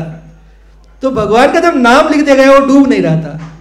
तो वहां पे एक छोटा सा स्क्विरल था, स्क्विरल गिलहरी, वो भी जो है छोटे छोटे पत्थर फेंक रहा था। तो हनुमान जी ने उसको बोला, अरे यार तू किधर ये कर रहा है टड़ा। तो भगवान श्री राम जो है उनको समझाए कि नहीं, ये जो सेवा कर रहा है ये भी मेरे लिए उतना ही महत्वपूर्ण है जितना कि तुम कर रहे हो, क्योंकि वो जिस प्रेम से कर रहा है वो प्रेम मुझे भा रहा है। तो भगवान जो है अपने भक्तों का वो प्रेम चाहते हैं, और वो प्रेम पाने के लिए ही हमें एक्चुअली इस सब भ्रम में रखा है, ताकि हम कभी तो समझ जाए कि हमारा असली कौन है। और जिस दिन हम एक बार समझ जाते हैं कि हमारा कौन है, मैं कौन और मेरा कौन, असली में मेरा कौन, हमारा पूरा जीवन यही ढूंढने में निकल जाता है कि मेरा कौन है। और हमेशा कंफ्यूजन रहता है कि एक्चुअली मेरा कौन है, ये इसमें निकल जाता है। भगवान चाहते बस वो भक्त ये समझ जाए कि वो कौन है, वो ये शरीर नहीं है, मेरा अंश है, और मेरा अंश है, पहला ये समझ जाए। दूसरा, उसका कौन है, मेरा कौन, मैं कौन, मेरा कौन। तो मैं आत्मा और मेरा कौन है, सिर्फ वो परमात्मा, सिर्फ वो भगवान। तो अगर ये बात समझ जाता है जीव, तो उसके बाद से भगवान उसके जीवन का डोर संभाल लेते हैं, और उसके बाद उसको इस दुनिया का जो छलावा है उससे बाहर निकालते। देखा आपने, जैसे जैसे मानिए बहुत बड़ा आर्मी है, और सोचिए शिवाजी महाराज रथ चला रहे हैं, तो वो कैसे उसके बीच से निकलते, सबको मारते हुए निकल रहे होंगे, है कि नहीं। सोचिए एक बार, सोचिए कैसा सीन, इधर से सब योद्धा आ रहे हैं, मार रहे हैं, लेकिन वो एकदम बीच से निकल रहे हैं, एकदम सबको मारते हुए। उस तरह भगवान आपका रथ पकड़ लेंगे और सारे ये अवगुणों को मारते काटते, सारे हमारे हृदय ग्रंथियों को हटाते हुए भगवान जो इस संसार से हमको बाहर ले चलेंगे। वो तभी हो पाएगा। और हीयंते चास्य कर्माणि, और अनंत जन्मों के जो पाप है वो तो भगवान ऐसे उड़ा देंगे। वो तो भक्ति में आते ही पहले ही भगवान उसको निष्क्रिय कर देते, आपके बिना बोले ही। वो सब तो आधा काम, 99% काम तो भगवान कर चुके हैं। बस 1% काम क्या है हमारे लिए, जो हमको करना है। हमको बस ये करना है कि हमको भगवान को ग्रेटफुल रहना है और थैंक यू बोलना है हमेशा। तो ये कैसे होगा, भगवान को हमेशा थैंक यू कैसे बोलेंगे। तो इसके लिए एक इंपॉर्टेंट चीज़ है कि हमको भगवान की महात्म को समझना पड़ेगा। महात्म ज्ञान, महात्म ज्ञान मतलब भगवान सही में कितने महान है। जब हम ये समझेंगे तो इसका फायदा ये होगा कि हमारे जीवन में कभी कष्ट भी आएगा, दुख भी आएगा, तो हमको पता रहेगा कि भगवान का अगर महात्म ज्ञान हमको है, मतलब भगवान कितने महान है, किस तरह से भगवान जो है सर्वशक्तिमान है, तो हम सरेंडर रहेंगे। दुख में भी हम जो है सरेंडर रहेंगे। हम समझेंगे कि ये सब भगवान की कृपा से ही हो रहा है। तो इसलिए भगवान का जो है महात्म ज्ञान बहुत ज़रूरी है। महात्म ज्ञान कैसे होगा, वो भगवत गीता हम पढ़ेंगे अच्छे से तो हमको समझ में आएगा, ब्रह्म संहिता पढ़ेंगे तो हमको समझ में आएगा। देखिए ब्रह्म संहिता में एक श्लोक है जिसमें वो बताते हैं कि जो सूर्य है वो भगवान की एक आँख है। तो यक्षुरे सवितः सकल ग्रहाणां राजा समस्त सुरमूर्तिरशेष तेज यज्ञ भ्रमति संभृत काल चक्रो गोविंदमादि पुरुषं तमहं भजामि। वो बोल रहे हैं भगवान की आज्ञा से, भगवान के सिर्फ आज्ञा मात्र से, इच्छा मात्र से ये सूर्य जो है वो प्रकाशमान है, और सूर्य के साथ वो काल चक्र के हिसाब से भगवान ने जो सेट किया है उसके हिसाब से वो मूव कर रहे हैं, सारे ग्रह उसके हिसाब से मूव कर रहे हैं, अनंत ये तारे भगवान के हिसाब से मूव कर रहे हैं। मतलब भगवान जो है, हम जब समझेंगे भगवान कैसे सर्वशक्तिमान है, भगवान कण कण में व्याप्त है। वो बोलते हैं अंडांतरस्थ परमाणु चयंतरस्थम गोविंदमादि पुरुषम तमहं भजामि। एक एक कण में भगवान व्याप्त है। इस पूरे जो ये ब्रह्मांड है, जो एक अंड शेप का है, इसमें भगवान व्याप्त है, इसमें भगवान व्याप्त है, और भगवान के अंदर अनंत ये ब्रह्मांड व्याप्त है। क्या हम ऐसा कर सकते हैं? क्या हम ऐसा कर सकते हैं कि मैं कार के अंदर भी बैठा हूं और कार के ऊपर भी बैठा हूं? कोई कर सकता है? कोई भी हीरो इस दुनिया में जो हम लोग टीवी में देखते हैं, ये काम कर सकता है क्या कि वो जब कार के अंदर गया तो एक पैर कार के बाहर भी था, वो उधर भी मार रहा था, इधर भी नहीं? तो आज तक ऐसा तो नहीं देखा कम से कम कि अंदर बैठा और बाहर मार रहा है। लेकिन भगवान कह रहे हैं कि अंडांतरस्थ परमाणु चयंतरस्थम, ये जितने ब्रह्मांड है वो मेरे अंदर है, और मैं इस ब्रह्मांड के कण कण में हूं, हर परमाणु में मैं हूं। ऐसा ब्रह्मा जी बता रहे हैं भगवान के बारे में। तो हम जब भगवान का वो महात्मा ज्ञान भी समझेंगे कि भगवान किस तरह से सर्वशक्तिमान है और सब कुछ उनके हाथ में है, ये समझना बहुत जरूरी है। एक बार ये बात समझना शुरू कर देगी कि सब कुछ भगवान के कंट्रोल में है, तो हम लोग का डर बहुत कम हो जाएगा। तो ये समझ के हम लोग भक्ति में आगे बहुत बढ़ सकते हैं, और सुख दुख में भी हम बैलेंस रह सकते हैं, क्योंकि हम समझ रहे हैं कि ये सब थोड़ा मेरे प्रारब्ध का आ रहा है, भगवान दे, लेकिन भगवान इसी दुख को फिर खत्म भी कर देंगे। तो हम महात्मा ज्ञान समझेंगे तो हम जुड़े रहेंगे। इसलिए भगवान की भक्ति भी करनी है, और भगवान का महात्मा ज्ञान, उसी के लिए हम भगवद गीता वाचन, भागवतम, ये सब हम क्यों पढ़ते हैं? ये सब हमको पढ़ने का पर्पज़ क्या है? भगवान के महात्मा ज्ञान के लिए पर्पज़ है, ताकि जीवन में जब दुख आए, सुख आए, जो भी आए, हम लोग जो है भगवान की भक्ति में लगे रह सकते हैं, अगर हमको महात्मा ज्ञान है तो इसलिए जो है श्रील प्रभुपाद जी ने जो हम लोगों को जो शास्त्र दिया है, वो शास्त्र पढ़ना और उसका वितरण करना, ये क्यों जरूरी है? क्योंकि जब अगर कोई भी व्यक्ति उसको पढ़ेगा, जैसे हम लोग पढ़ते हैं, बाकी लोग कोई पढ़ेंगे, तो उनको वो महात्मा ज्ञान होगा, उनको समझेगा कि जो सब कुछ है वो भगवान के ही कंट्रोल में है सब कुछ, तो फिर वो भगवान का भक्त बन जाएगा। जैसे आप देखिए कोई बहुत बड़े नेता रहते हैं, तो जैसे ही वो आते हैं कहीं पे, क्या सीन बनता है? जैसे ही वो गाड़ी लेकर आ रहे होते हैं, लोग उनको गाड़ी में देखते वहीं से पीछा शुरू कर देते हैं, है कि नहीं? सब लोग पीछा शुरू कर देते हैं, और जहां वो गाड़ी रोकते वहां उतरते हैं, और उनसे वो कुछ बात करना चाहते हैं या उनसे दोस्ती करना चाहते हैं। क्यों करना चाहते हैं? क्योंकि वो जानते हैं महात्मा ज्ञान, वो जानते हैं अरे ये बहुत बड़ा आदमी है कि नहीं, मेरे कुछ काम आ सकता है। तो अगर वही बात हम समझ लें भगवान के बारे में, जैसे अर्जुन को महात्मा ज्ञान था, अर्जुन और दुर्योधन जब गए थे भगवान श्री कृष्ण के पास सहायता मांगने के लिए, युद्ध के लिए, तो दुर्योधन कहाँ बैठे थे? दुर्योधन जाके भगवान के सिर के पास बैठे थे। भगवान सोए हुए थे, तो पहले दुर्योधन पहुंचे थे और जाके सिर के पास बैठे थे एकदम ताव में, जब उठेगा तो देख लेंगे, बात कर लेंगे। और जब अर्जुन आए वहां से, तो अर्जुन जो है वो भगवान जानते हैं, भगवान है, ये श्री कृष्ण है, तो वो जाकर बैठे भगवान के चरणों में, और वो भी एकदम दंडवत। अब भगवान अंतर्यामी है, भगवान जानते हैं दोनों आ गए, ये दुर्योधन भी आ गए और अर्जुन भी आ गए, और भगवान हमेशा जो है भक्तों के लिए ही सपोर्ट में ही, भगवान भक्तों के सपोर्ट में ही सारा सब कुछ करते हैं। तो भगवान ऐसे निद्रा से उठे, आंख खोले तो सामने कौन दिखे? अर्जुन दिखे, दुर्योधन नहीं दिखे। तो भगवान ने बात किया, अरे अर्जुन कैसे आना हुआ, क्या हुआ, बात कर रहे। इधर से दुर्योधन कहता है अरे पहले मैं आया हूं। तो अच्छा ठीक है दुर्योधन, तुम भी आओ, बैठ जाओ। तो उसके बाद जो है वहां पे जब दोनों ने मदद मांगी, तो भगवान ने यह प्रस्ताव रखा कि देखो भाई, एक तरफ तो मैं लड़ूंगा भी नहीं, मैं शस्त्र नहीं उठाऊंगा, सिर्फ मैं अर्जुन जो है तुम्हारे साथ रहूंगा, ना मैं कोई शस्त्र उठाऊंगा ना कोई अस्त्र उठाऊंगा, कुछ नहीं, सिर्फ मैं रहूंगा। और दूसरी तरफ मेरी जो 18 अक्षौहिणी सेना है, अनलिमिटेड सेना, वो एक तरफ और मैं एक तरफ। देखिए भगवान की लीला। ऐसा कोई नेता बोल सकता है दुनिया में? मैं अकेला और पूरी सेना एक तरफ। ये भगवान का जादू है, भगवान की महिमा है, इसलिए भगवान ऐसी लीला करते हैं हमारा हृदय आकर्षित करने के लिए। ये मनुष्य जीवन दिया ही इसलिए ताकि हृदय जब भगवान की तरफ आकर्षित हो सके, खिंच जाए, थोड़ा सा खिंच जाए, उसके बाद तो भगवान ही खींच लेंगे, वो थोड़ा सा ही नहीं खिंचता हमारा। तो वो जो है भगवान कह रहे हैं कि ये दो है, देख लो। तो दुर्योधन कहता है पहले मैं आया हूं, मैं मांगूंगा। भगवान कहते नहीं नहीं, मैंने पहले अर्जुन को देखा है, तो पहले अर्जुन ही मांगेगा जो मांगना है। तो भगवान पूछते हैं अर्जुन से, बताओ आपको क्या चाहिए। तो अर्जुन कहते हैं देखिए भगवान, मुझे तो ये 18 अक्षर सेना नहीं चाहिए, मैं चाहता हूं कि बस आप मेरे साथ रहे, बस यही मैं चाहता हूं, और मैं कुछ नहीं चाहता। तो दुर्योधन बड़े खुशी हो गए मन ही मन, बोले कैसा बेवकूफ भाई, इतने खुश हो गए। लेकिन थोड़ा एक्टिंग करके बोले अब मैं क्या कर सकता हूँ, जैसे हम लोग एक्टिंग करते हैं ना वैसा, अब मैं क्या करूँ, ठीक है अब उसने आपको मांग ही लिया तो मैं 18 अक्षरी सेना रख लेता हूँ।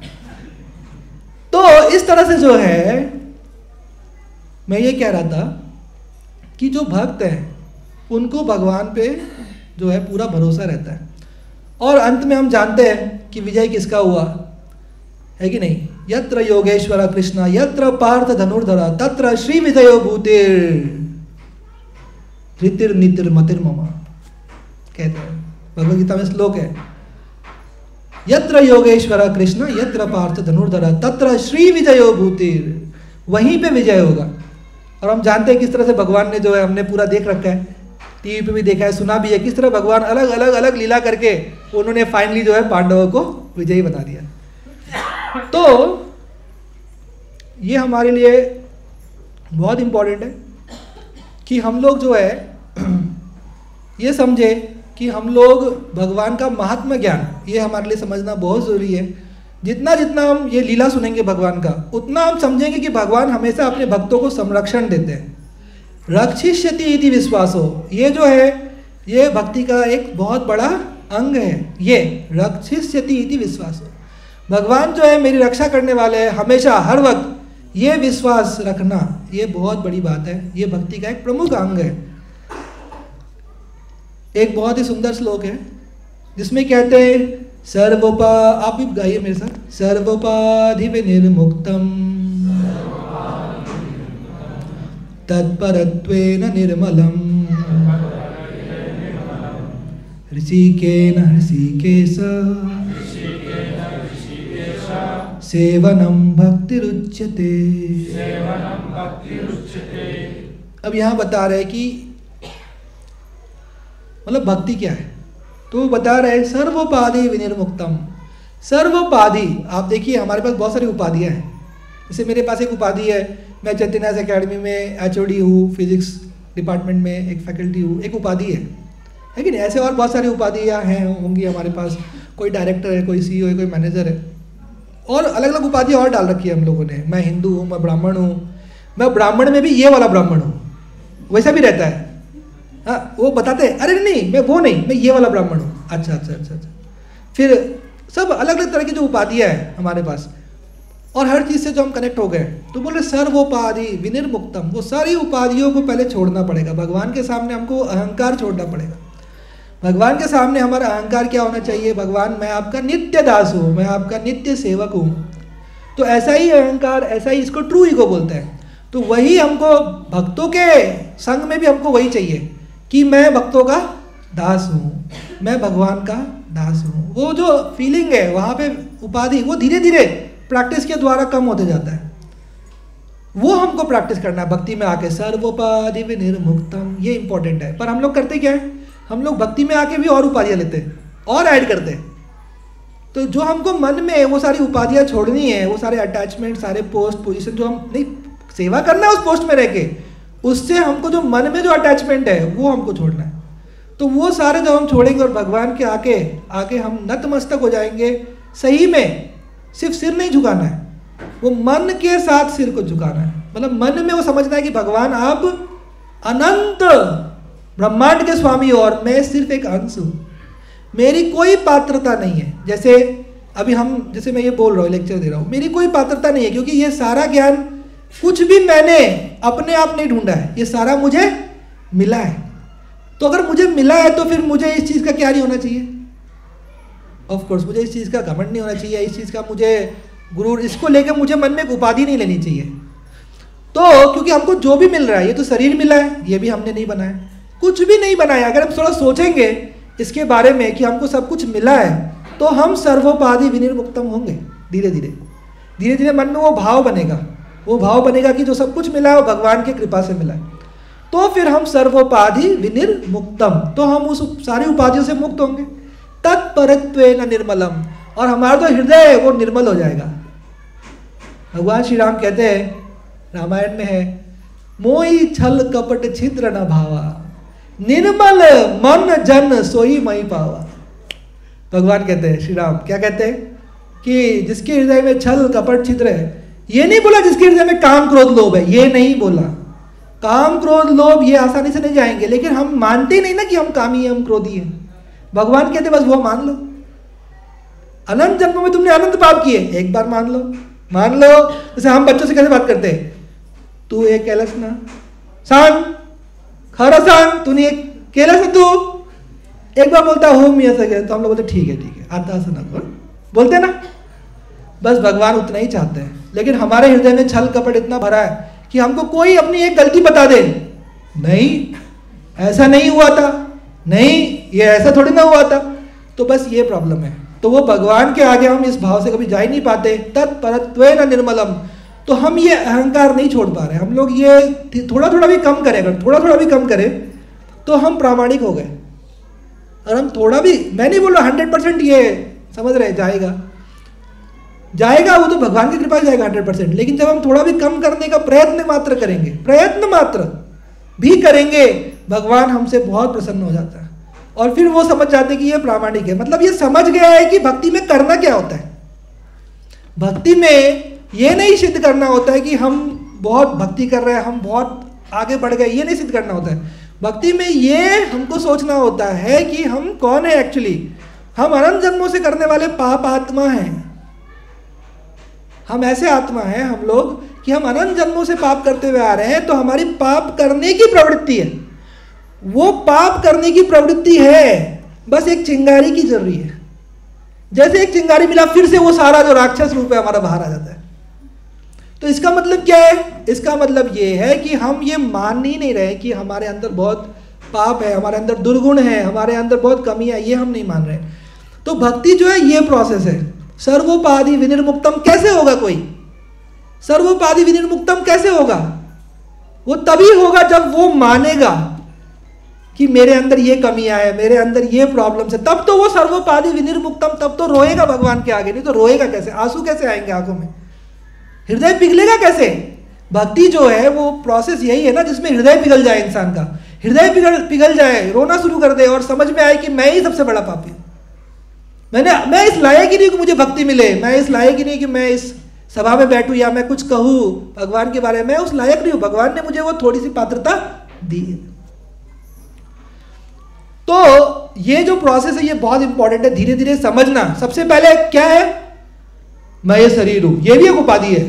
मैं ये शरीर हूं, तो पहला तो मैं शरीर नहीं हूं, ये उपाधि छोड़ना। फिर ये शरीर से संबंधित बहुत सारी उपाधियां हैं, बहुत सारी है कि नहीं? मैं हिंदू हूं, मैं ये हूं, मैं वो हूं, बहुत सारे हमारे उपाधियां हमने डाल रखी हैं। उनको भी मन से छोड़ देना। बाहर से आप नॉर्मल रहिए, बाहर से एकदम नॉर्मल रहना है, ये सब अंदर हृदय से हमको छोड़ना है। तत्परत्वेन निर्मलम, निर्मल जो होता है वो मन होता है, मन को निर्मल करना है, शरीर को नहीं। जैसे बहुत लोग गंगा स्नान करने जाते हैं, गंगा जी में स्नान करते हैं, लेकिन गंगा जी में स्नान करके वो शरीर शुद्ध होता है, मन शुद्ध नहीं होता। मन में वही पाप और सब कुछ वही भरा रहता है। वहां से निकलने के बाद भी मन में वो सारी इच्छाएं, कामनाएं, AK-47 तैयार रहता है, आकांक्षाएं, कामनाएं जो डर वो भगवान से वही मांगते हैं, वो भगवान का सुख मांगते नहीं है। नारद मुनि कहते हैं अपने सूत्रों में, कहते हैं तत् सुखित्वम सुखम। बोलते भक्ति का मतलब क्या है? भगवान के सुख में सुख मानना, यानी भगवान को आनंद देने का चेष्टा रखना, ये भक्ति है। तो यहाँ पे एक बहुत ही सुंदर कथा है। एक बार नारद मुनि जो है वो द्वारका पहुंच गए, वो रानियां सब बहुत परेशान थी। वो कहती है नारद जी से कि हम लोग भगवान की इतनी सेवा करते हैं, लेकिन ये तो दिन रात जो है गोपियों का ही गुण गाते हैं। ये दिन रात जो है राधा राधा और गोपियों का ही नाम लेते रहते हैं द्वारका में भगवान। तो हम लोग बहुत परेशान हैं, हम लोग को समझ में आता है हम लोग और क्या करें, हम लोग इतनी सेवा करते हैं, 16,108 रानियाँ। तो नारद मुनि आए भगवान के पास और भगवान जी को बोला, श्री कृष्ण को बोला कि आप ऐसा क्यों करते हो। वो भी थोड़ा इमोशनल हो गए, फंस गए वो भी। तो आप ऐसा क्यों करते हो, ये जो आपकी रानियां इतनी आपकी सेवा कर रहे हैं, लेकिन फिर भी आप दिन रात उन गोपियों का नाम ले रहे हो। जो भगवान की रानी है रुक्मणी, वो स्वयं महालक्ष्मी का अवतार है। तो भगवान जवाब नहीं दिए, भगवान पूरा ड्रामा में उतर गए। भगवान अपना सिर पकड़ लिए, एकदम जोर से बोले, अरे नारद मुनि मेरे सिर में दर्द हो रहा है। नारद मुनि डर गए, बोले ये कौन सा नया ड्रामा है, क्योंकि पिछली बार एक बार उनको बंदर बनाया था भगवान ने। वो भयंकर डर गए, वो बोले ये कौन सा नया चाल है, मैं कुछ और पूछ रहा हूँ, ये कुछ और ड्रामा चल रहा है, और इनके सिर में कहाँ से दर्द आ गया। तो भगवान बोले देखो भाई मेरे सिर में ना बहुत दर्द आ गया, एकदम ऐसा इतना मेरा सिर दुख रहा है कि पूछो मत। तो वो जाकर, अब नारद मुनि समझ गए, तो उन्होंने भगवान से पूछा कि भगवान अभी आपका ये जो सिर दुख रहा है ये कैसे ठीक होगा, आप ही बता दीजिए। तो बोले हाँ नारद मुनि बताता हूँ, आप जाकर किसी मेरे भक्त का पद की धूल ले आइए, वो मेरे सिर पे लगा दीजिए, मैं ठीक हो जाऊंगा। तो नारद मुनि सोचे 2 मिनट के लिए, वो सोचे अरे ऐसा भक्त तो मैं भी हूं, लेकिन वो बोले कि इस बार मैं चक्कर में नहीं पड़ूंगा, पिछली बार बंदर बना था, अभी मैं चक्कर में नहीं पड़ूंगा। तो नारद मुनि बोले अरे इसमें क्या प्रॉब्लम है, ये 16,108 रानियां हैं, ये आपके शुद्ध भक्ति तो है। वो रानियों के पास पहुंच गए और बोले कि वो श्री भगवान के श्री कृष्ण के सिर में दर्द हो रहा है।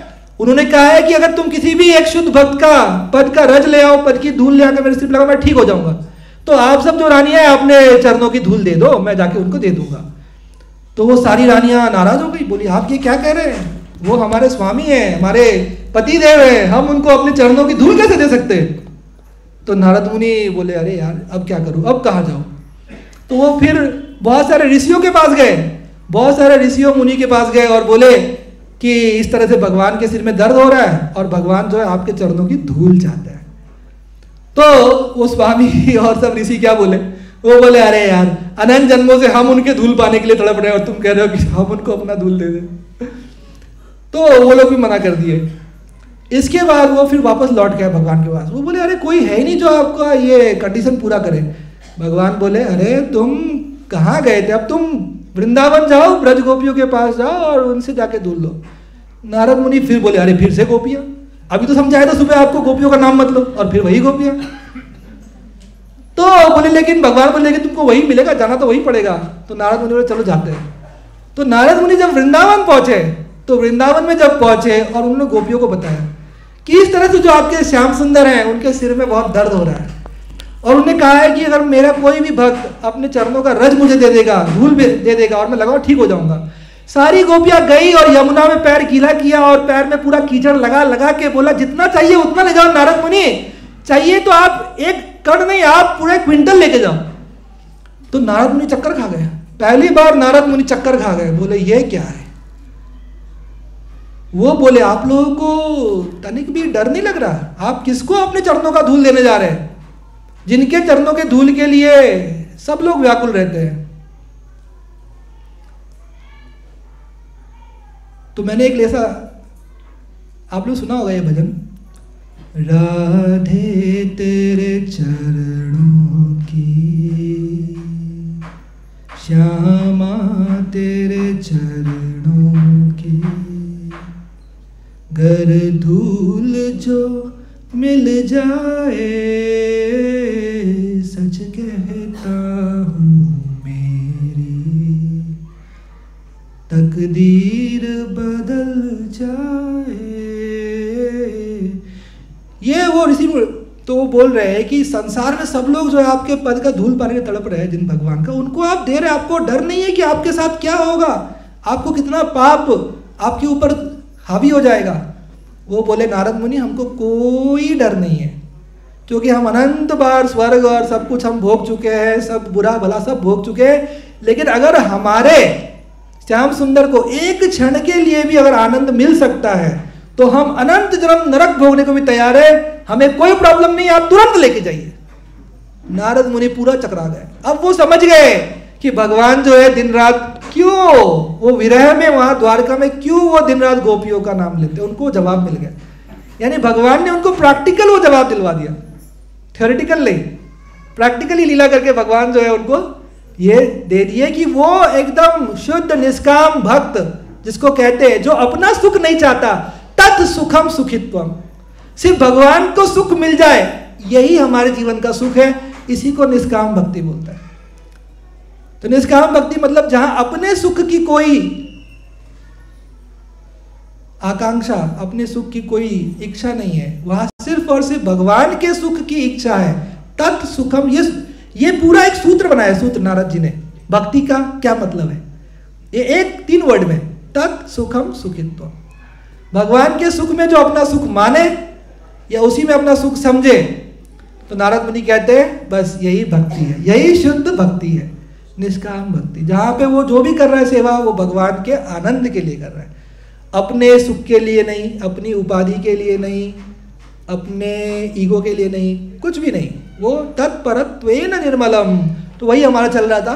तो गोपियां जो है वो सर्वोपाधि विनिर्मुक्तम, वो ये सोच रही है कि अगर अनंत जन्मों तक हम बदनाम भी हो गई, हम गोपियां अगर शास्त्रों में बदनाम भी हो गए अनंत जन्मों तक कि इन्होंने भगवान को धूल दिए थे, अपने चरणों के धूल इन्होंने दी थी, देखो कैसी गोपियां, अगर हम बदनाम भी हो जाए अनंत जन्मों के लिए तो हम तैयार हैं, लेकिन हमारे भगवान को थोड़ा भी सुख मिल जाए तो हमें कोई इसमें आपत्ति नहीं है। तो ये है शुद्ध भक्ति। तो यहां पे जो है हम लोग जो आज डिस्कस किए उसको बस थोड़ा रिवाइज करते हैं, 9-10 हुआ है।